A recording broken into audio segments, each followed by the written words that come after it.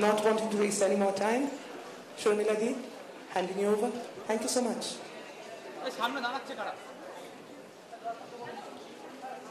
I don't know why I'm here. When Malavika rang me up and sort of asked me to do this, I kind of said yes.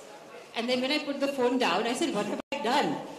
But then I realized that I'm going to be in Kolkata, so that's not so scary. And I've done these things before.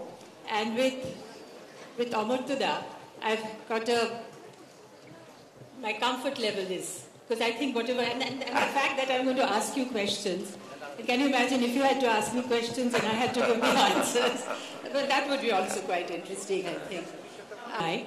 And I think we probably will find quite a few answers in that, which is going to be called An Uncertain Glory, India and its Contradictions.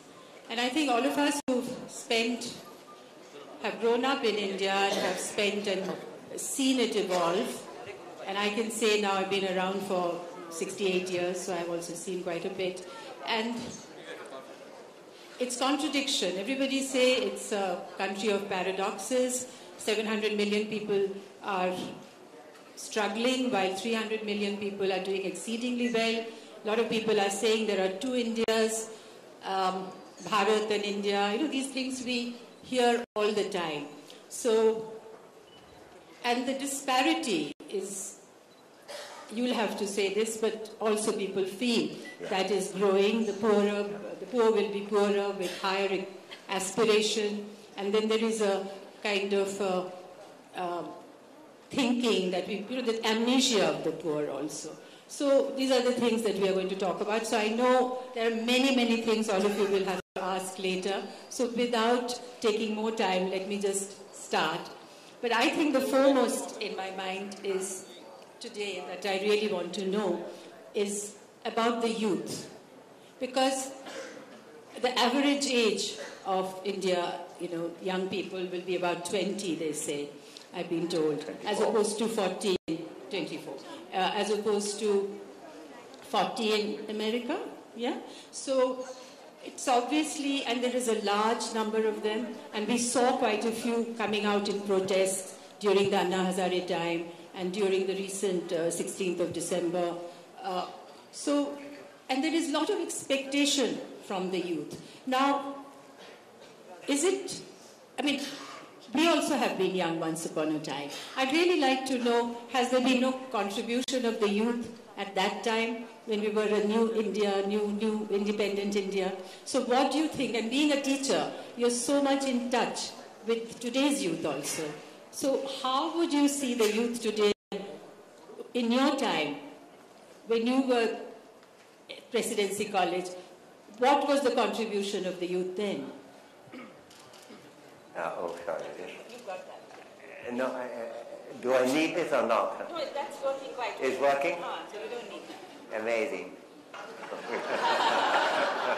See, this is the distrust that we have. Anything working or not working? Yeah. Well, I think the picture of the youth is very difficult to disentangle from that of others, not so young. If you think about Presidency College, obviously I was enormously lucky in having great classmates like Sukumar Chakravarti, Partha Gupta, Vinay Chaudhary, Mohan Day, Simitu Bose, who recently died. I can think of great many people who enriched my life at that time. But it was also a relationship with teachers, including young teachers like Tapas Majumdar, who was only about 6 years older than us. I think it was very youthful. He was a great teacher and so on. So I think it may be very difficult to separate out of the role of the youth from that of the others, since we live together in families, in society, and so forth. I think what is really worrying is not so much what the youth is doing, but what opportunities for the youth we are creating, and what freedom and what attitude of mind we are creating today. I think that's really quite important. And I think our educational things, the schooling problems are very big.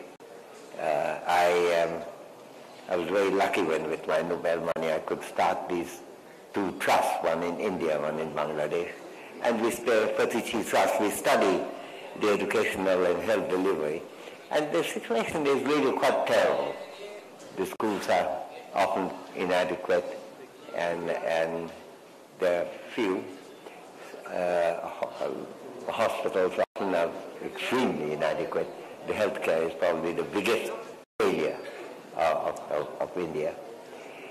But there's also the division of the class, of which caste is a part also.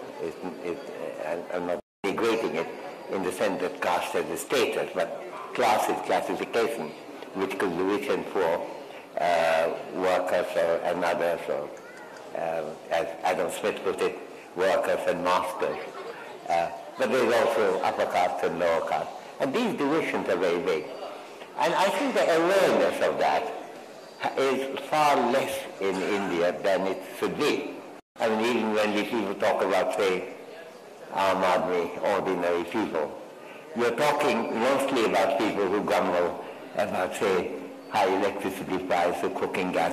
Most Indians don't have any instrument in which cooking gas could be used. 1/3 of the Indians don't have electricity connection. When the newspaper hollered rightly that on the blackout day last year, 600 million Indians were plunged into darkness. And it's terrible. It's very good that the newspapers would holler, because it indicates a lack of system which needs remedying. But what it didn't mention that 200 million out of those 600 million never had any power anyway. So they were not specially plunged that night. They're plunged into that every night. So I think if there was anything that I'm very, for me was very important, is the kind of questioning about what kind of India we are inheriting and how we could deal with that. And I think presidency was a wonderful place from that point of view. It's being revived now here, and I see Sangeeta Datta, who's chairing the mentor group here. But I think, our teachers were good, but I think the biggest thing were our students were terrific, and my classmates were, some of the conversations I had with Sukumar Chakravarti, yet even now I can remember how some horizons of mine were getting widened.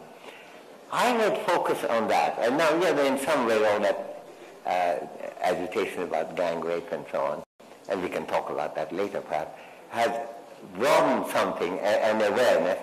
It hadn't fully broadened it was nothing as good as the protest that happened. And yet when people say that, it's so unusual in India, it doesn't happen in Bharat, that has all completely overlooked the fact that Dalit girls have been violated and molested and raped over the years, and still there isn't adequate protest on that.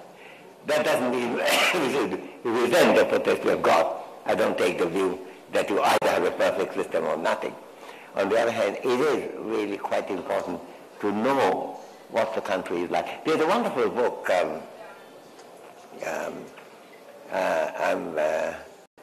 think it's Lionel Trilling, called The Moral Obligation to be Intelligent. Now, it's a kind of slightly odd title, but I think the moral obligation to be informed is really serious. And youth is the time when information is at its biggest penetrating power. You know what, you had said so many things from yes, I'm sorry. No. Point out I speak it's wonderful, but we'll have to take all those things and we'll have to discuss them individually because they're also important. Also important from your, the class analysis that was, the left was so interested in, how the caste has overshadowed many things. But I just want to, since I had asked that question, I want to quickly just ask you this, that while we are talking about youth participation and wanting so much that India's future lies with our youth. Because when I saw the protests and their voice was amplified, the various members of that youth were asked to speak. And although they were huge in numbers, but their vision or what they had to say wasn't the same. And there were things like public lynching and chemical castration and many other things that were voiced, and often voiced in, with other issues also. That is why I was wondering that when I see the youth, or obviously millions of youth I do not see, but in the periphery of my influence and association, I find that today's youth is very aspirational. You know, they're thinking of money, cars, upwardly mobile. They're not really engaging with the issues, and they had a kind of a superficial attitude to, let's say, gender issues right now. We are all talking about it. So there is that, and then at the drop of a hat, they say privatization, government is bad. So, that things are not really thought out, and they don't take a holistic view of that. So has that always happened, or is this a new phenomena? Is this something, like you said, coming back to how we are nurturing our youth? How do we mobilize this youth as a positive way? That is what I really wanted because you're so experienced, you've known about it, because the newly independent had so many, like all of you. You had joined politics. I mean, not politics, but you were interested in politics. But now, people are not at all. I mean, they know the pet name of Hrithik Roshan or somebody, but they're really not so interested. Why is that? Why are they isolating themselves and abdicating their responsibility? Because 20 is not that young, no? 20, 24 is all right, to be interested. That's what I felt. No, I think you're absolutely right. I think there are three things to say on that. One is that, India has been in this odd position that it has had a high rate of economic growth, and opportunities have widened for a whole group of people. If you take a book, a very nice book, by one of my students, actually, Anand Gedhadas, called India Calling. You can see that, his parents went to America, nothing could be achieved in India, and then he is coming back to India because there's so much is happening. And that is part of the story. And a third of the country has moved really ahead. And all the things that you're referring to, including wanting a good private sector, high salary job and so on, there's nothing particularly wrong about that. But on the other hand, that's a narrow vision, actually. And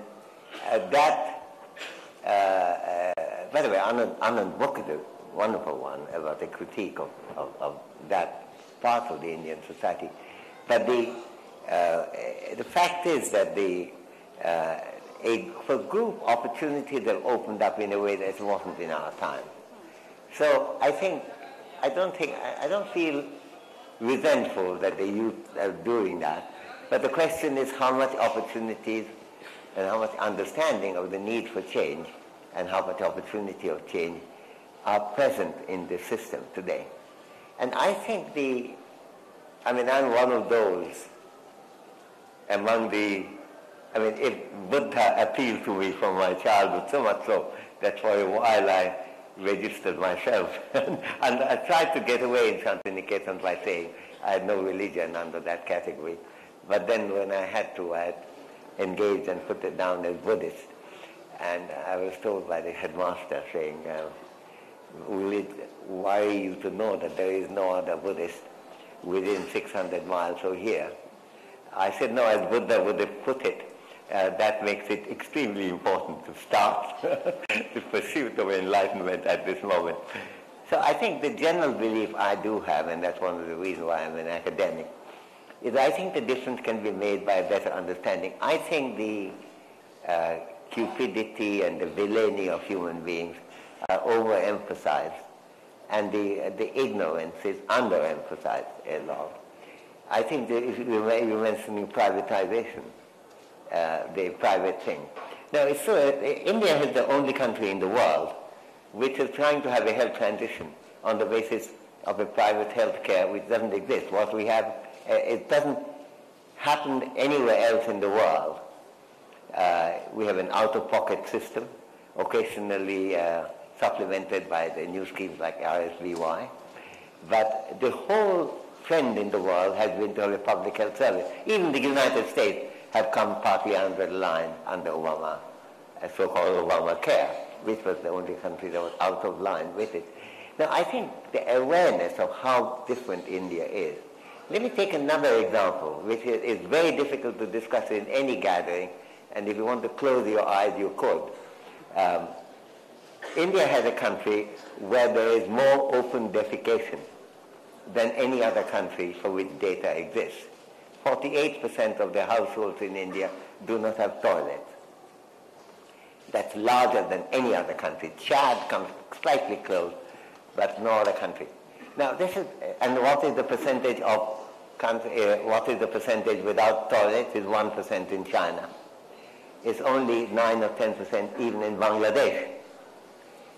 Why is that the case? And now it's a health hazard, it's a denial of personal liberty, and a country, I mean, the fact that the population seems much more engrossed in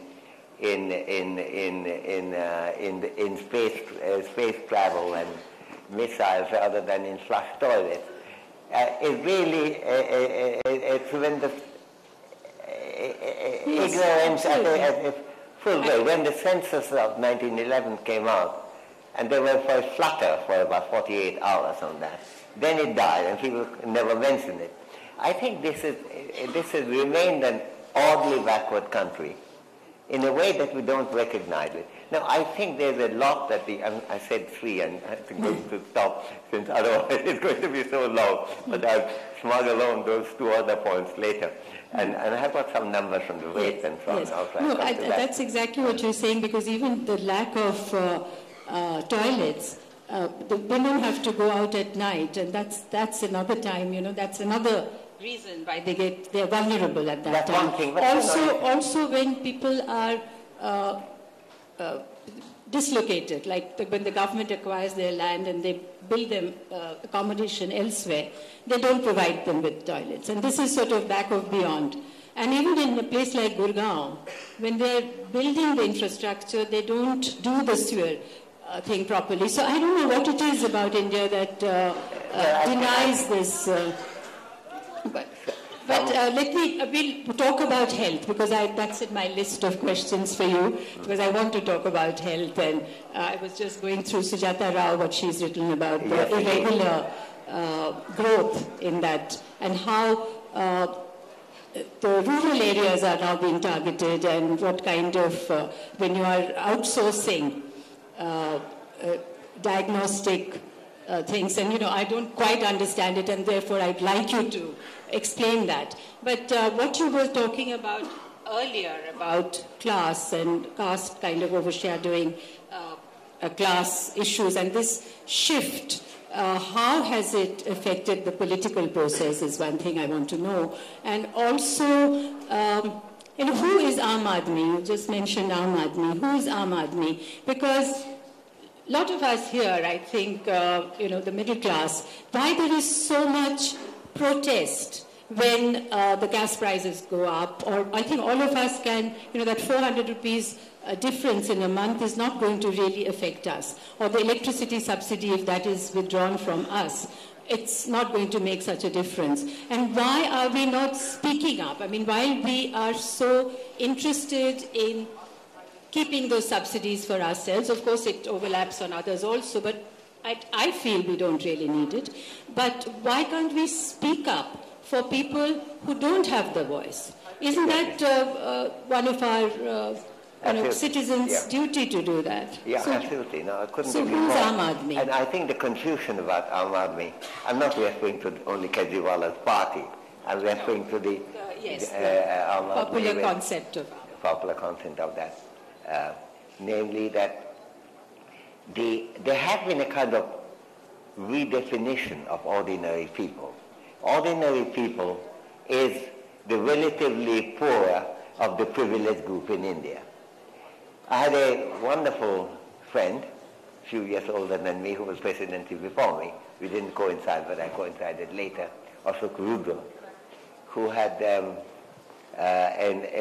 very interesting article in Economic Weekly called the intellectuals as a ruling class.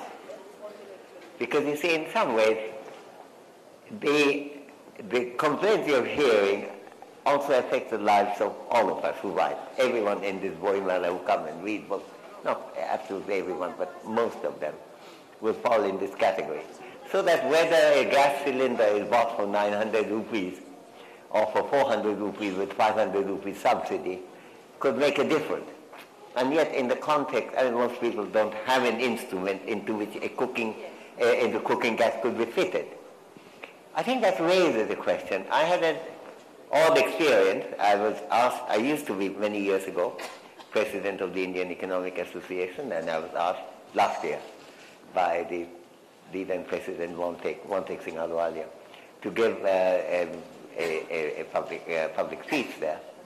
And among other things, I pointed out that there was some government, because the government had said that they will put a food security bill, and there will be some extra cost. And there was a whole holler saying, country cannot afford.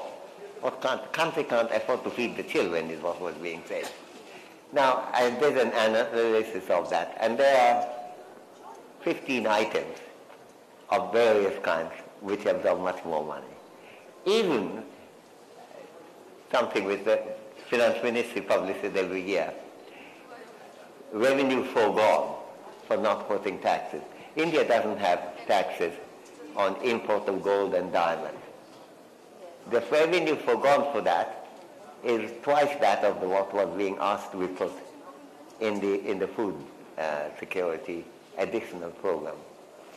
Now, I was very pleased that this led to some discussion, and indeed this was in December in Pune, 2011. Now, early in the February budget, the government included a little proposal, very modest, of putting a tax on gold and diamond imports. And there was such a lot of protest that they had to withdraw that. Because that's an organized group. But a group of underfed kids is not. So I think the whole issue of commitment based on understanding what's going on, I mean, there's a new food security bill is supposed to come out, and the same thing will go on. But there are not only 15 items which absorb more, but the critical nature of that is so big. You see, in some ways, you see, there's and this was my second point, there's so much admiration, rightly for China, for economic growth. But, I mean, China is not to be admired for democracy. Though from time to time I keep worrying. I think Pankaj Mishra expressed in an article in the New Republic whether in some way India is going towards China in suppressing liberty. And that worries me too. And we can discuss that too. But the important thing is that the Chinese have been concerned about having high rates of growth on the Asian model. The Asian model was what? Japan, 1860s onward, based on public educational expansion immediately after Meiji Restoration, healthcare early, Korea, Taiwan, Hong Kong, Singapore, Thailand, China. Now, India is out of that. We haven't spent that. China spends 2.7% of its GDP on public healthcare, governmental expenditure. We spend 1.2. It's an outrage.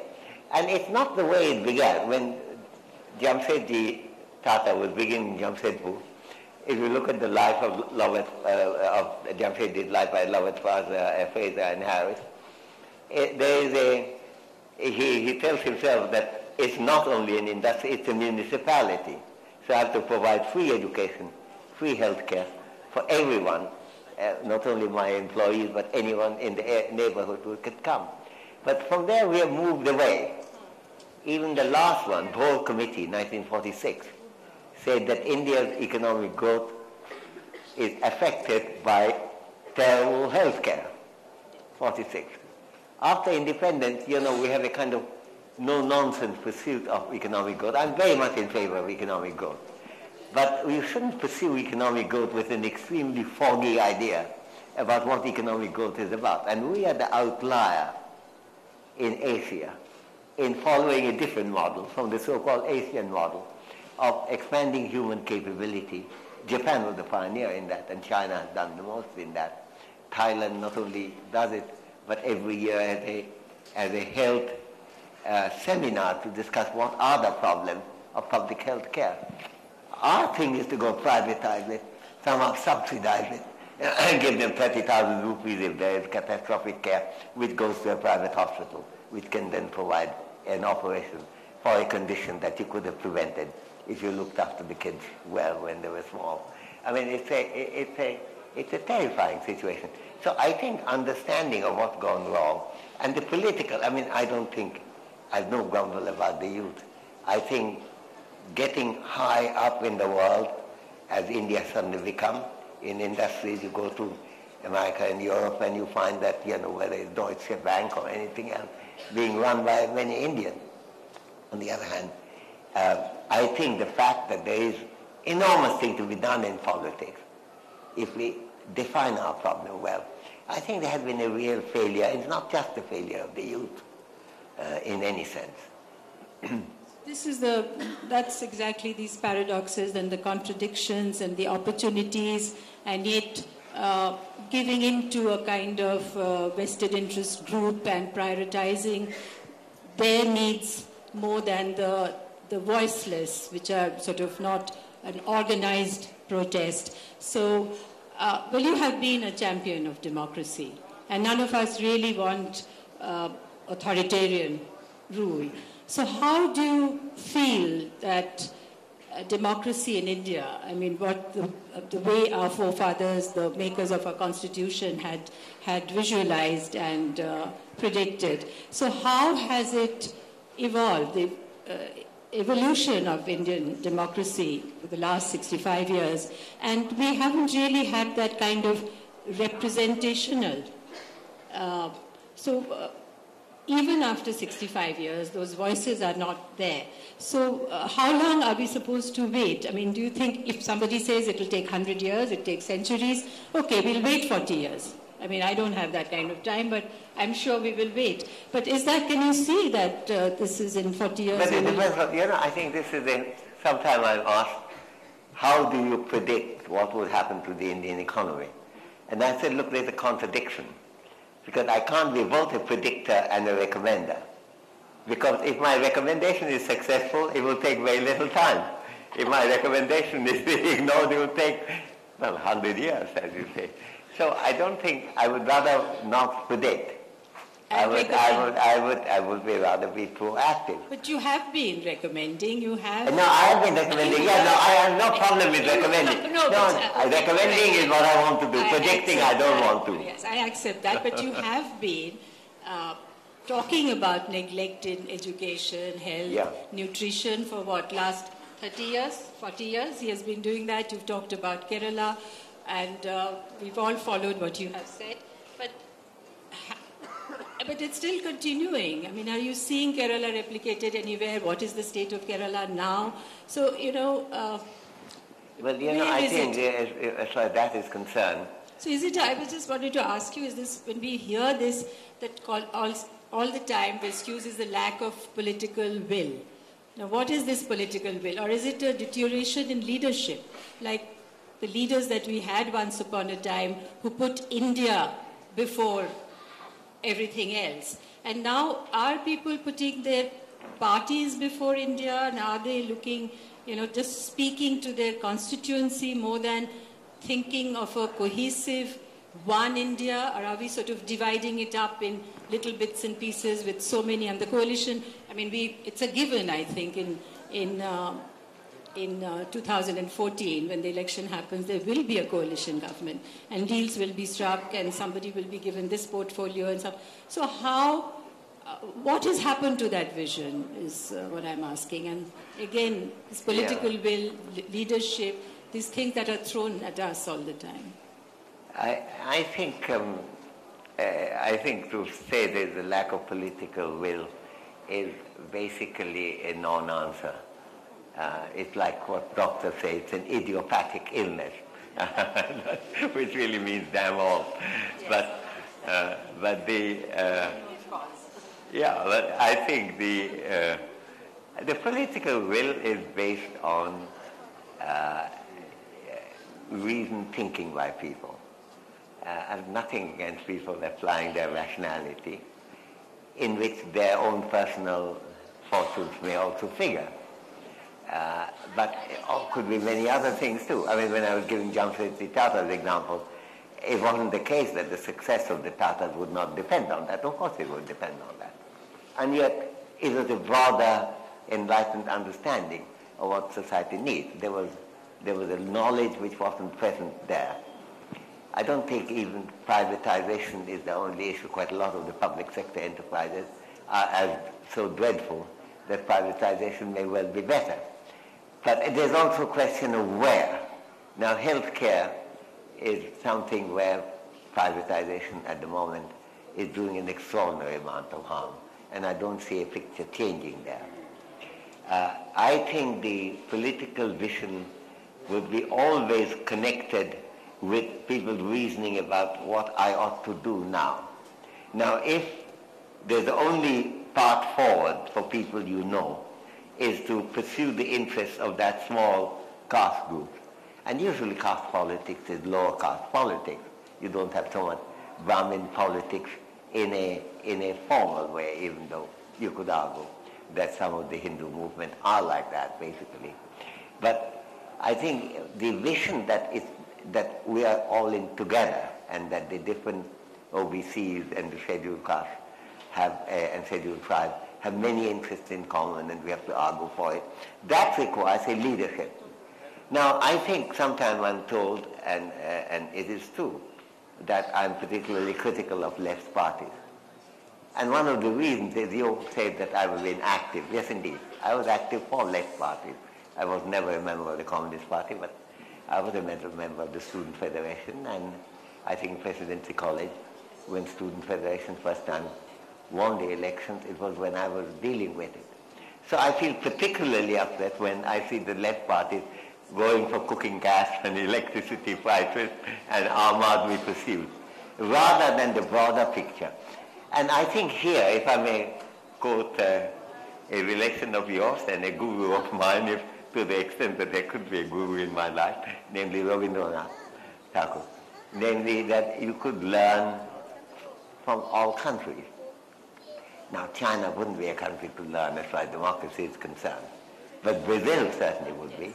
Mexico would be. Mexico has introduced universal health care. Brazil has introduced universal health care and gone beyond. And the kind of change that happened under the leadership of the two parties, from under first one under Cardozo and then under Lula, had made a major difference.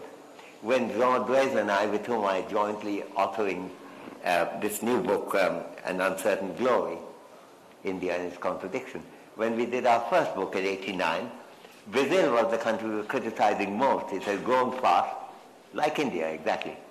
But it says the benefits haven't really moved in any way towards the poorer people. And there's a very simple way. The main method is public services. Good, efficient public services with cooperation of the unions, which is also very important for any left-wing agenda. So with that, the Brazilians have transformed life. And we all, even in the world scale, in the same period, India has risen in per capita income, where its position in living standard comparison has declined. Even in South Asia, we were the second best after Sri Lanka. Now we are the second worst, just above Pakistan. And I think Bangladesh has been comprehensively overtaken India in most of these human development categories, excepting per capita income. Now, I think it requires an engagement which I don't see coming from where you would expect it to come from, namely from parties which claim to stand for the people. And I think that is dramatically important. It isn't whether the tactical thing about opposing US-India nuclear thing was right or wrong. I happen to think it was a tactical mistake too. But that's a minor thing compared with what is the leadership that you're providing to the people of the country. And I think this is, and I don't expect it to come from, say, Hindutva-oriented parties. And I could expect it somewhat to come from Congress, but also much more from the left, I would imagine. And I think this is really something where political will is a force. Is a force. Leadership is. Yeah. Yeah.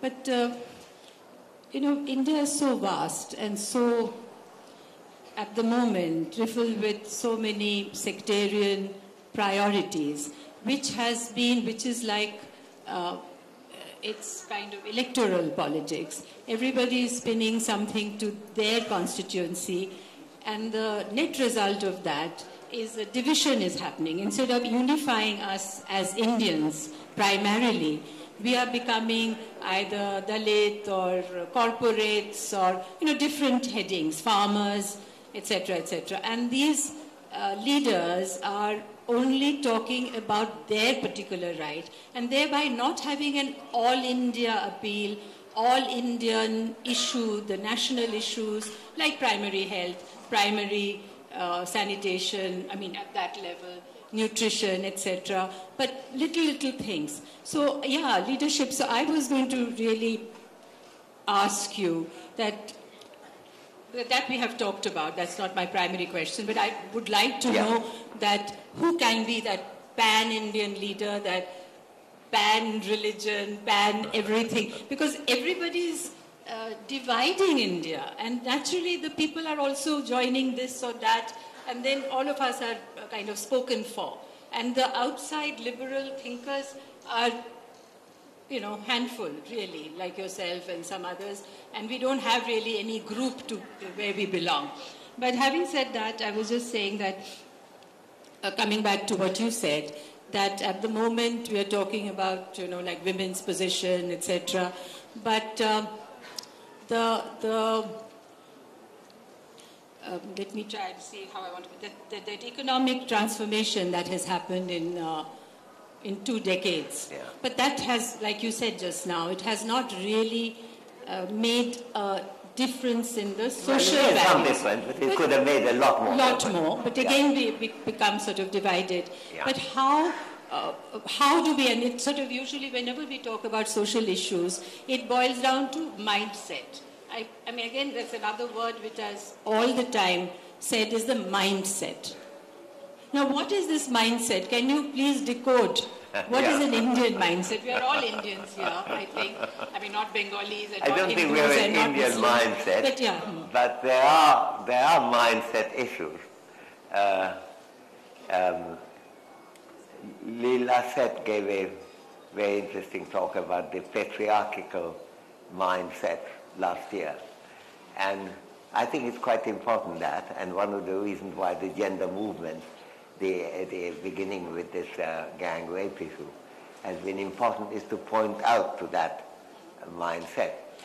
It's not shared by everyone. To say Indian mindset would be a disgrace because many Indians don't share it. I hope you and I don't share it. But that doesn't mean that mindset doesn't exist. So, but the way to change a mindset is actually, and this is where I have to invoke Gautam Buddha again, is enlightenment. Most terrible things that happen in the world happen due to ignorance. And I think engagement with that is the only way of dealing with it. Now, I wouldn't worry so much about who is the All India thing, because we have various identities. Bengali identity is very important for me. And, there are other identities that are important for others. But there is no, and this is another thing that Rabindranath, I think, taught us, that there is no contradiction between that. You could be a Bengali, an Indian, and a citizen of the world. But I don't want to dare not interrupt you. But I really want to say, shouldn't our primary identity be an Indian? I don't think we have a primary identity. It depends on what I did. When I want to read poetry, I would like to read Bengali poetry because I think, Bengal is part of India. Yes, but that's not the Indian identity. But it's not the Indian identity. Yeah. Because you are complaining about having sectarian identity as opposed to Indian identity. Therefore, it's not adequate to say it's part of India because you are complaining about not having this terrible term has come into literature, holistic. Sometimes when people use the word, it almost sounds they think there's a W at the beginning of that H. I'm getting a lot of to sort of open it out to the public, but I just want to ask one question. I want to raise this question of values, that you have always stressed ethics in your economics. So do you think the ethics and morality is kind of taken a beating in this sort of backdrop of corruption and the corporates and government, and where are we there in that discourse? I've never been a believer that you could, that moral education, quote unquote, could make a big difference. I think it's a question of our living a life. And morality is part of the reasoning that we do. This would be in my interest, but it wouldn't be the right thing for me to do. Very simple thought. For that, you don't have to go to a Sunday school. It has to be something which is part of our general reasoning. And I think politics is part of that morality too. So moral is very important, but to the extent that we segregate it from the rest, I don't think it ends up playing that part. So I would like to integrate our thinking. What are the reasons for action? That's ultimately the question. Ultimately rationality, which includes sympathy for others, which includes commitment to do things that you regard as valuable. These are part of our rational commitment, moral commitment, and ultimately it's our prudential commitment too. So I would like not to compartmentalize it so much, and sometimes the moral reasoning will be particularly strong. When all these people drove past the gang-raped woman and her friend without helping, I think the moral failure there was abysmal. On the other hand, there is a moral failure also in the police not having a priority as to whose jurisdiction it can't be the right question, rather than taking people to the hospital. Not having the arrangement for policing is also a failure of morality. So at different levels it will come up, but each integrated with our living.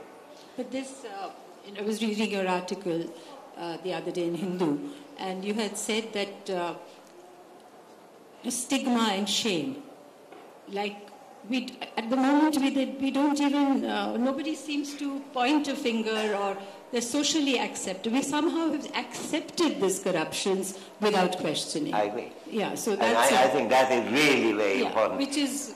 I had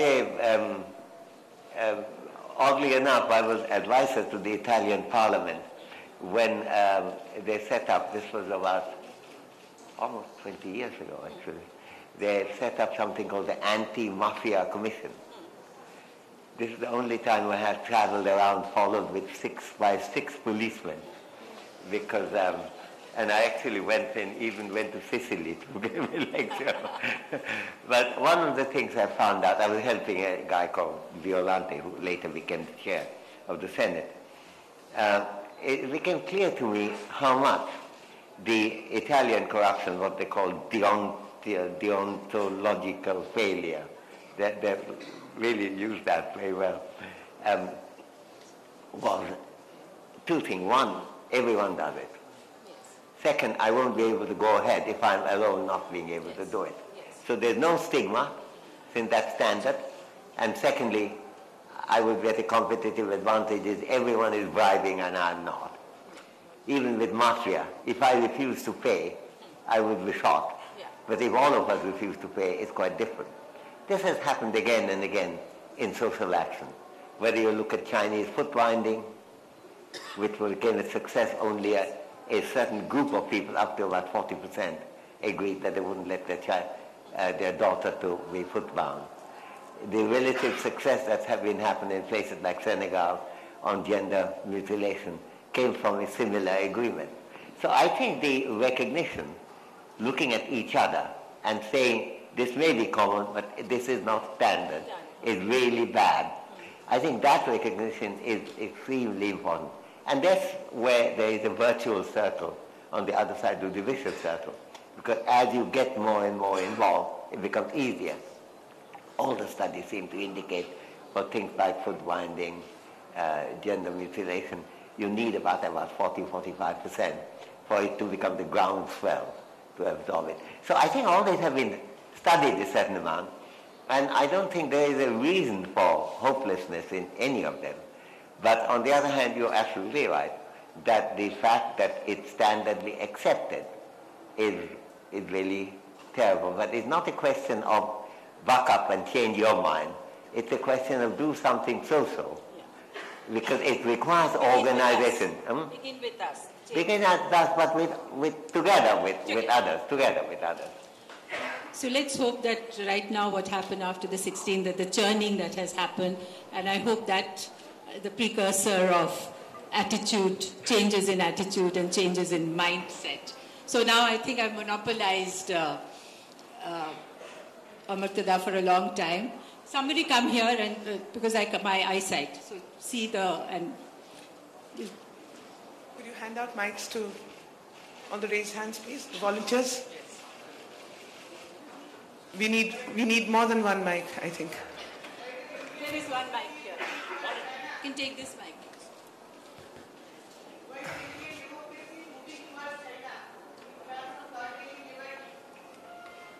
Sorry, I couldn't hear you. Where are you? First of all, where are you? He's right at the back. Indian democracy is moving towards China. China. Curtailing democracy. In what sense do you mean? Can we get a mic across there, please? Can we pass it down? If we could clear at least one passage, just one passage, please. Can I ask the question? Can I go ahead with the question? In the meanwhile, you can It's a related question. We'll come back to your question when you explain it. So we are going to get another question. No, sir. It's a related question. Sir, in the opening pages of Argumentative Indian, you talked about the culture of heterodoxy and it being an integral part of the Indian ethos and the existence of the pluralist perspectives. So in light of the recent events, the Rushdie affair, the Kamal Hassan and all this, so do you think that those ethos, they are being threatened and they are in danger? If yes, what do you see as the primary cause for that, and what is the way forward? Like why there has been growing intolerance about the existence of the other ideas? I hope I have made it clear, the question. Thank you. You make it very clear. Let me say three things. The first thing is just a preliminary point that I know enough about newspaper coverage to know that if I answer your question extensively, everything else I've said today would not be reported. And so I have to be very hesitant about that, okay?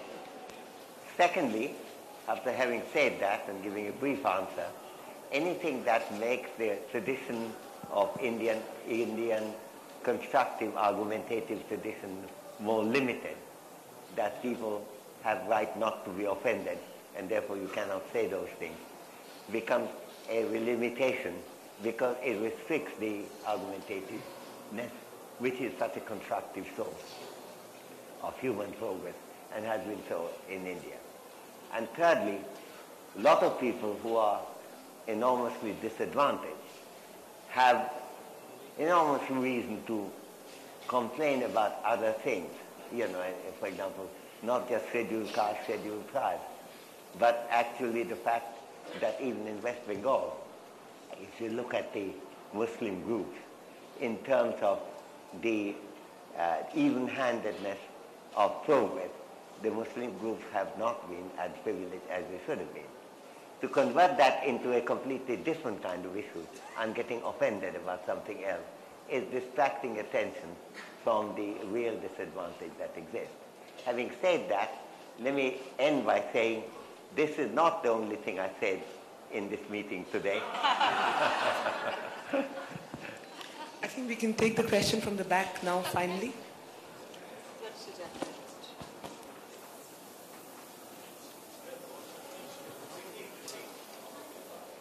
Your mic was switched on. Have you switched it off by mistake?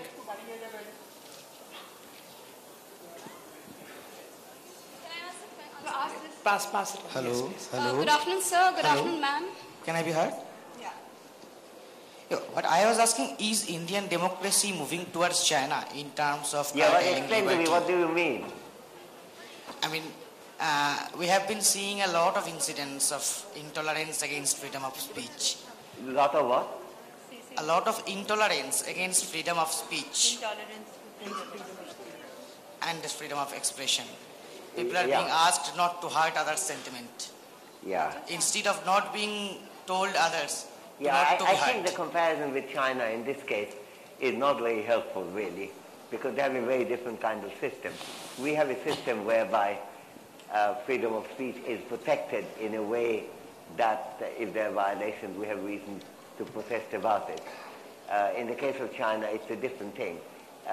There's not that there is no criticism within China, and I do have association with Peking University as well as People's University in China. I know that there's an enormous amount of constructive criticism that comes, but it isn't the kind of right that Indians had from 1947 onwards. So I think whatever the nature of intolerance in India might be today, to begin by comparing with China is a mistake, because India will come out relatively better in terms of tolerance of speech. But that does not make it adequately good. All right. The lady here has been asked. Good afternoon, sir. Good afternoon, ma'am. It's indeed a privilege to be in the Closer. same room with you. Can you both. hold it closer? Good afternoon again. Yes, I know. I got that one. Okay. Sir, I'm a pediatrician and I work with child health mostly from the underprivileged sector. My question to you is, with India being a signatory country to the MDG goals and 2015 soon approaching and we are nowhere near achieving those goals, and with, like you said, Bangladesh and Sri Lanka marching way ahead, is our budgetary allocation for things like the space research, where we are spending crores on Chandrayaan, is more important to the government than to taking care of the children of India? I just want to know whether the government has its priorities right regarding the budgetary allocation. Yeah. I think there are three things again there to say. One is that, yes, I think the government should pay more attention to the human development indicators, which are basically in an extended form with what the United Nations MDGs, the Millennium Development Goals, are, and certainly, but not just the government. Public has to take much greater interest in these subjects. Very few people, whenever I've tried it, are surprised to hear that Bangladesh is ahead of us in many ways. The fact that immunization rate in India is below 70%, complete immunization, whereas Bangladesh is 96%. I don't think it's known. And, somehow I don't see people's grievance about that. We should celebrate what Bangladesh is achieving. And it indicates that you can achieve it if you do the right thing. The fact that the Women's Agency made a big difference in Bangladesh is an enormously important recognition for us. That's taking us beyond the Millennium Development Goals to what was called the Millennium Declaration, which preceded the Millennium Development Goals, which dealt with human rights, which dealt with equity of women and men, it dealt with democratic rights and so on. So I think, yes, the government should pay attention, we should pay attention. There's nothing as easy for us to say, sorry, we're trying to do, we should have done that, but the government isn't doing that. Now, if you live in a democracy, what the government does depends on what you demand it to do. And therefore, that's a call for activism. It's not an call for sitting in a chair and saying, let government do the job. Secondly, it is the case that the government can do a lot more job. than it's doing. Healthcare in particular is one of them.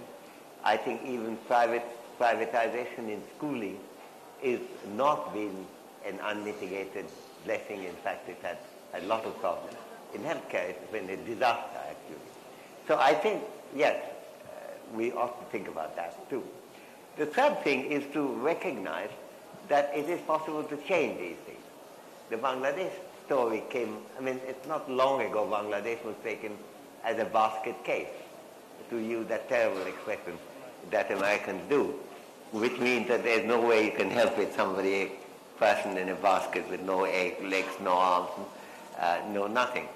But it managed to do it, and I think human agency is very important. I think the big thing in our analysis in Bangladesh is the fact that women got involved in it very early in a very strong way, in family planning, in immunization program, in healthcare, in every field of these. Proportion of women workers is enormously higher than that in India. Even that the toilet case that I was mentioning, Bangladesh used to have a similar ratio as India, half without toilet. There was a particularly active program of pursuing it, even if necessary, not flush toilet, but a traditional toilet. And I think it's a we as we sow is the main thing to recognize, and the sowing has to be done by us, not just by the government too, but we have to also ask the government, do these are the things that we expect you to do. That's the way I would tend to reorient the direction of thought that you express. But in general, I'm in agreement. I'm sorry, but we have time for just one more. It's my fault really, because I have to go to Patna. I've got to give 2 more talks today in Patna. So I'm actually also missing the next meeting where Navneeta and Anta are going to discuss things. I have to be on my way towards the Patna to the Calcutta airport first, and then the Patna airport. It's I'm really... sorry about that. But we can go on for a little bit longer. Just one more question. I see 2 people with the mic. Why don't you give a woman So my question is on education, state education especially. I've been an ardent follower of your writing. Where? Just get to the question, please, quickly. So basically, I just wanted to ask you about the MA entrance examination, which was about to start in the state, and which actually got stopped because of the the universities, the Jalapa universities integrated MA examination in 5 years. So I just wanted to ask you, how do you kind of review this, or how do you think this is going on? I mean, our governments have failed us. Will our education institutions also will? Can you come forward and speak? No, and also, I don't know if this is very relevant. Can you make a short question, like one sentence? So I just wanted to ask you that is MA entrance examination, if conducted by a state board, will it infringe into the university's autonomous functioning? You know, I'm always flattered when people think that I know a lot more than I do. I have absolutely no clue what you're talking about. I just have a question on FDI, if I could. He has to leave. I'm sorry, can you sort of keep this for later? I'm sorry, because we really are out of time, and there's a little bit more to be gone through before we end. Sorry. Yeah, she's from Bangladesh. I've just got a question. I live in Bangladesh. You've mentioned Bangladesh a lot. How can small countries on India's borders learn from India and vice versa? How can we maximize the learning? That's my question. Maximize what? Maximize learning across borders, Bangladesh from India and vice versa. Yeah, no, you're quite right. There's a lot of things that Bangladesh ought to learn too. And it's not just one way.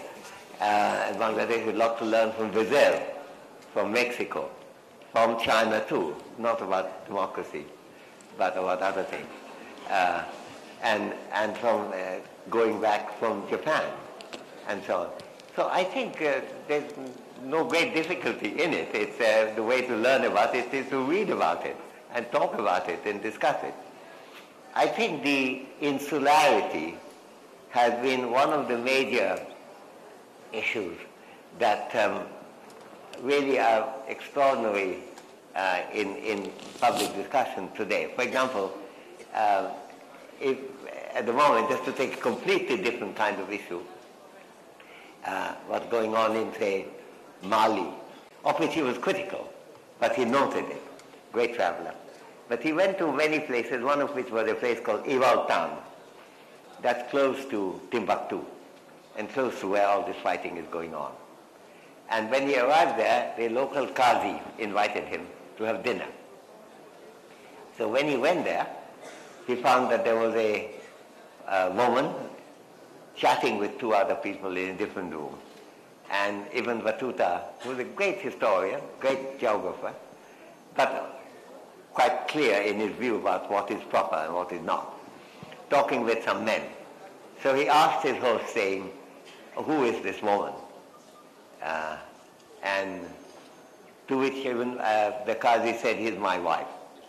So why is it all right for him to talk with outsiders? And to which the Qazi said, yes indeed, we think that there's nothing wrong comes of that.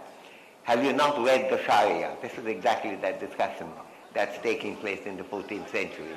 And he said, I've read the Sharia, but we don't think that any harm comes to women talking with men, and whether I'm present or not present. Now that's a debate taking place in 14th century. It's a part of that Muslim tradition as well. Now I think to take a view of a culture of that area, for example, which concentrates only on one aspect, like say Sharia, etc., whether being pressed by the fundamentalists or by the critics who would like to vilify Muslims and describe them in some way, is a complete failure to understand what exists already in the literature. By the way, if you're interested in it, in my book, Identity and Violence, there's a whole section on Iwaltan and Ibn Battuta's conversation. So and again, where did I read it? I went to a library and read it. I mean, it's not a difficult thing to do. So I think you're pointing to something tremendously important. I'm delighted you did that. Namely, we have to have a real curiosity about learning about what's going on where. If there's one thing I was grateful for to your relation, namely Rabindranath, and going to school in Shantiniketan, is because we're being constantly asked something as to what you want to read about which country and how do you want to discuss it.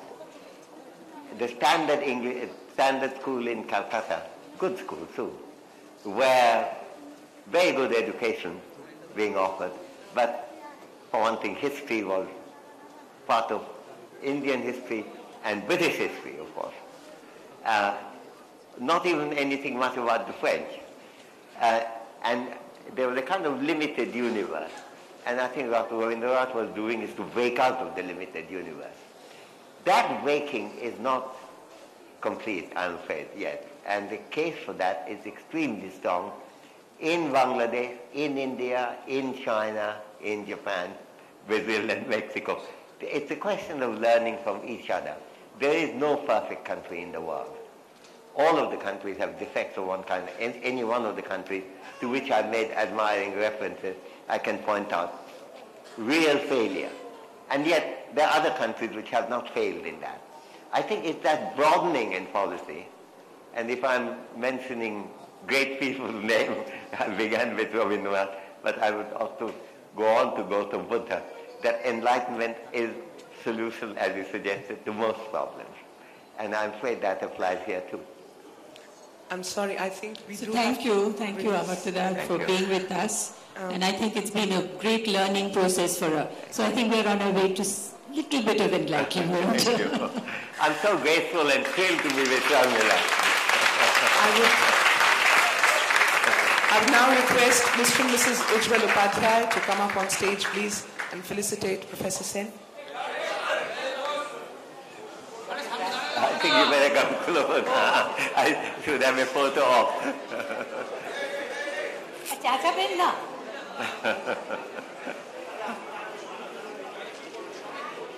Okay, thank you. So that was all right, no? Wonderful.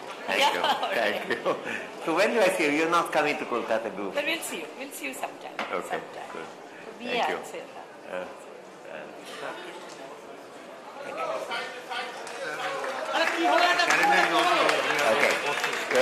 Okay, thank you very much.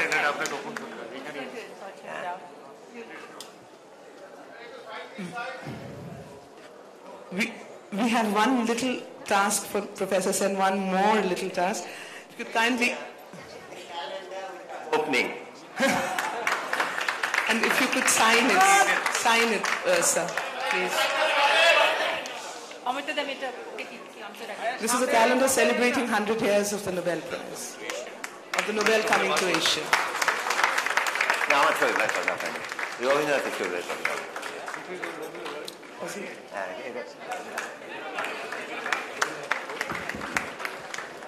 Yeah. This calendar is celebrating the 100 years of the Nobel coming to Asia by Vallabhpur Paper, a group of MTA, a company of MTA. Okay, I think that's fine. That's fine. I don't know. I must show it to the people. I'm not going to hold that, no. Thank you. Thank you. I think the signing can be done on the canvas next. Okay, no.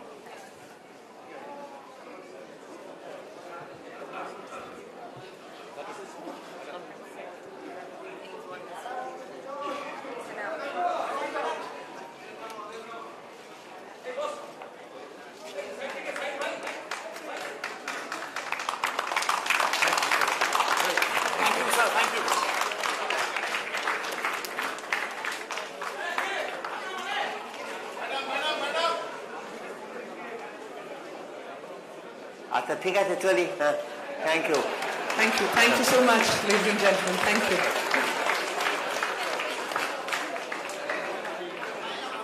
Aparna, thank you.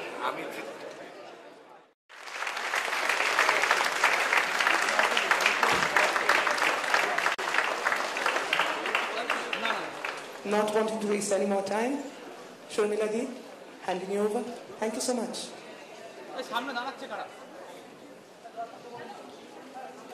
I don't know why I'm here.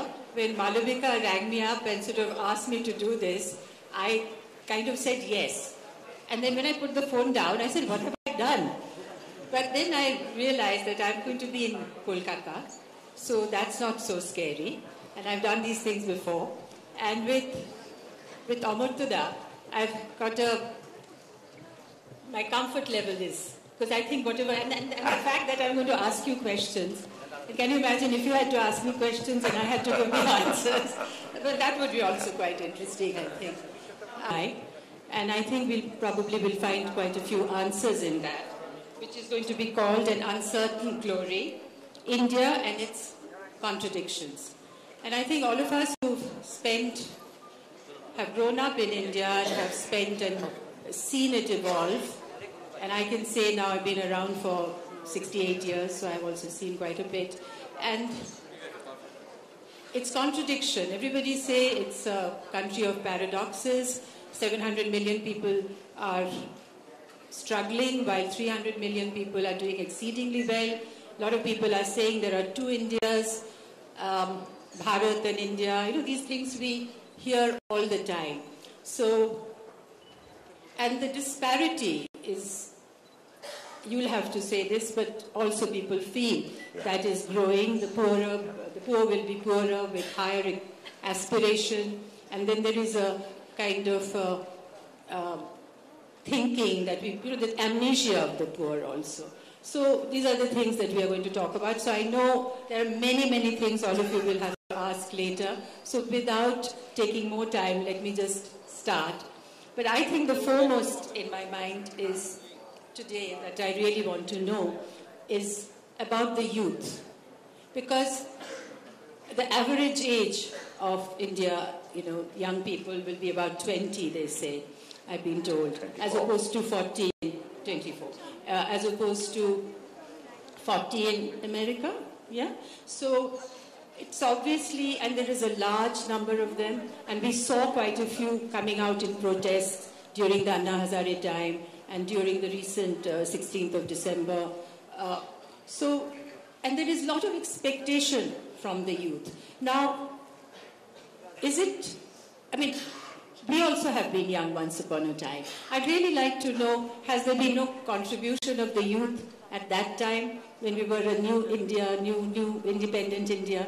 So what do you think? And being a teacher, you're so much in touch with today's youth also.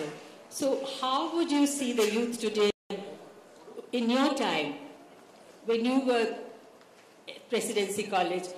What was the contribution of the youth then? Sorry. You got that. No, do I need this or not? No, that's working quite well. It's working? So we don't need that. Amazing. See, this is the distrust that we have. Anything working or not working? Yeah. Well, I think the picture of the youth is very difficult to disentangle from that of others, not so young. If you think about Presidency College, obviously I was enormously lucky in having great classmates like Sukumar Chakravarti, Partha Gupta, Vinay Chaudhary, Mohan Day, I can Sunita Bose, who recently died. I can think of great many people who enriched my life at that time. But it was also a relationship with teachers, including young teachers like Tapas Majumdar, who was only about 6 years older than us. I think it was very youthful. He was a great teacher and so on. So I think it may be very difficult to separate out of the role of the youth from that of the others, since we live together in families, in society, and so forth. I think what is really worrying is not so much what the youth is doing, but what opportunities for the youth we are creating, and what freedom and what attitude of mind we are creating today. I think that's really quite important. And I think our educational things, the schooling problems are very big. I was very lucky when with my Nobel money I could start these two trusts, one in India, one in Bangladesh. And with the Patichi Trust, we study the educational and health delivery. And the situation is really quite terrible. The schools are often inadequate, and there are few.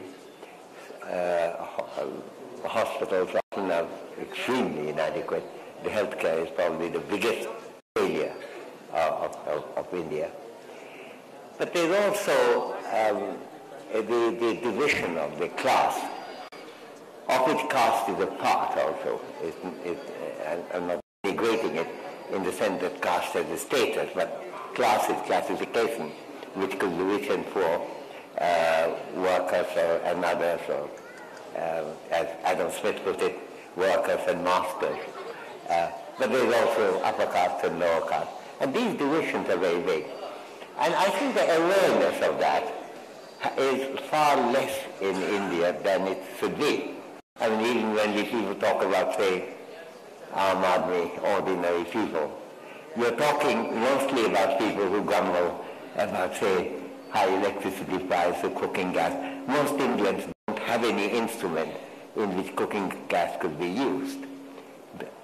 1/3 of the Indians don't have electricity connection. When the newspaper hollered rightly that on the blackout day last year, 600 million Indians were plunged into darkness. And it's terrible, it's very good that the newspapers should holler, because it indicates a lack of system which needs remedying. But what it didn't mention that 200 million out of those 600 million never had any power anyway.